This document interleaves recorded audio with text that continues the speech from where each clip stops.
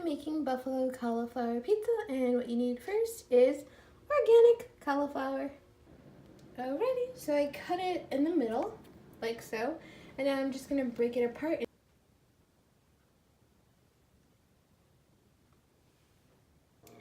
You're going to need 3/4 of flour, or oat flour, or almond flour, whatever flour you want to use.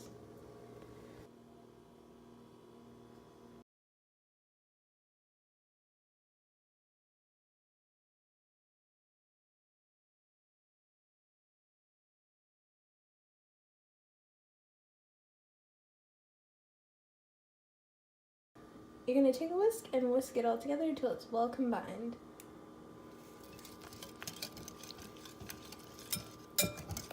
Here we go.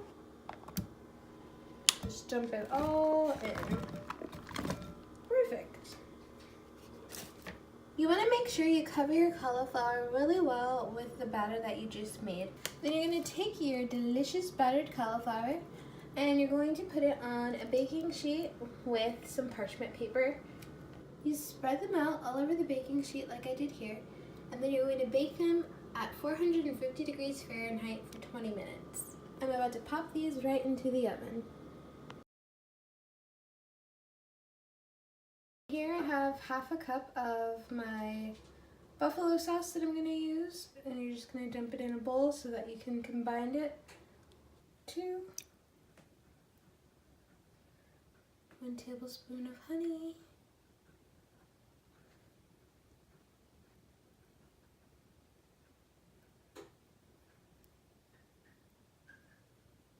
It fell off of the spoon so well because I put coconut oil first. Spatula, and you're just gonna mix it all up until it's well combined.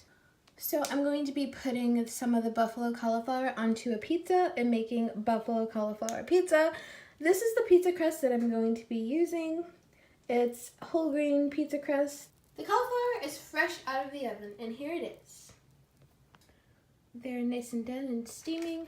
I'm going to dump the sauce right on, drizzling it on, and toss these up like they're actual wings. I personally never toss wings, so hopefully I did this right. This is what my pizza looks like before I put it in the oven. I have red onions, vegan cheese, celery, and buffalo cauliflower. With marinara sauce, mix with a little bit of the buffalo sauce. And this is the final result of my cauliflower buffalo pizza.